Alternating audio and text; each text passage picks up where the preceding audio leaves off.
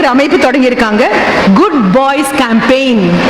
ஒரு ஆண் என்றால் என்ன ரொம்ப அழகா பாரதி சொல்வாமா. பாரதியார் புதிய ஆத்திச்சூடி எடுத்துப்பாரு. முதல் வரி அச்சம் தவிர். பொம்பளை பிள்ளைக்கு சொல்றதா எடுத்துக்கோ, அச்சம் தவிர். ஏன்னா பாலியல் வன்கொடுமைக்கு ஆளான அத்தனை பெண் குழந்தைகளும் சொல்லக்கூடியது எனக்கு பயமா இருந்தது, எனக்கு பயமா இருந்தது. விலங்குகள் கூட அப்படி சொல்லாது. ஒரு பூனை ஏறி மதில் மேல உட்கார்ந்து இருக்குன்னா நீங்க சொல்ல, மதில் மேல பூனைப்பா எந்த பக்கம் குதிக்குமோ தெரியாது, நீங்க நினைக்கிறீங்க அது எந்த பக்கம் குதிக்குமோன்னு. பூனை இடத்துல உட்கார்ந்து பாத்தீங்கன்னா தெரியும். மனிதன் கையில கிடைக்கக்கூடிய இடமா உட்கார்ந்தானே என்ன பண்ணுவான்னு தெரியாது. அவன் கை கிட்டாத தூரத்துல உட்கார்ந்து இருந்தாதான் நான் பாதுகாப்பா இருக்கேன்னு வீட்டுல வளர்க்கிற பூனைக்கு கூட புரியும். அப்போ பெண் குழந்தைங்க எனக்கு பயமா இருக்கு, எனக்கு பயமா இருக்கு, எனக்கு பயமா இருக்கு. பாரதி சொன்ன அச்சம் தவிர்.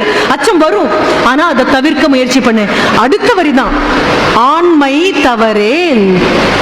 உனக்கு வாய்ப்பு கிடைக்கும் போது, தனியாக ஒரு பெண் குழந்தை நிற்கும் போது, பாதுகாப்பு இல்லாத பெண் குழந்தை நிற்கும் போது, அது எதற்கான வாய்ப்பு நீ புரிஞ்சுக்கிறத வச்சுதான் நீ உண்மையான ஆணா இல்லையான்னு தெரியும்.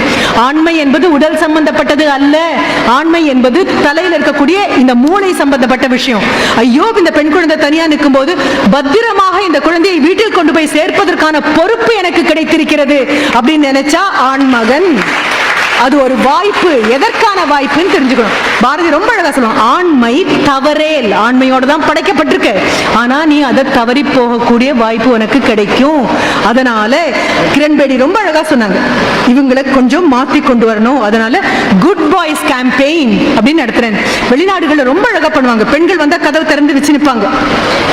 அப்ப என்ன, ஏன் அவங்களுக்கு கதவு திறக்க தெரியாதா? இல்ல, கதவை திறக்கிறது மூலமாக என்ன சொல்றோம் அப்படின்னா, நீ அடுத்த தலைமுறையை சுமக்கக்கூடிய மிகப்பெரிய பொறுப்பை இயற்கை உனக்கு கொடுத்திருக்கு. அதனால உலகம் உன்னை கண்டிப்பா கும்பிட்டு வழிவிடணும். பஸ்ல ஏறும் போது கர்ப்பமாக ஒரு பெண் ஏறினாலோ, குழந்தையை தூக்கிட்டு ஒரு பெண் ஏறினாலோ, பெண் குழந்தைங்க அத்தனை பேரும் வெளியில பார்த்துட்டு உட்கார்ந்துருப்பீங்க. இல்ல திருமணமான பெண்கள் அப்படின்னா கணவன் எழுந்திரிச்சு இடம் கொடுத்தா உட்காருங்க உட்காருங்க, அவங்களுக்கு வேற யாராவது கொடுப்பாங்க அப்படின்னு சொல்லுவோம். கண்டிப்பா கிடையாது. ஏன் கர்ப்பமான பெண்ணுக்கோ, குழந்தையை கையில் தூக்கிட்டு வர பெண்ணுக்கோ எழுந்திரிச்சு உடனடியா பெண்ணோ ஆணோ இடம் கொடுக்கணும்னா, அடுத்த தலைமுறையை வளர்க்க வேண்டிய மிக பிரம்மாண்டமான பொறுப்பை அந்த பெண் ஏற்றுக்கொண்டிருக்கிறாள்.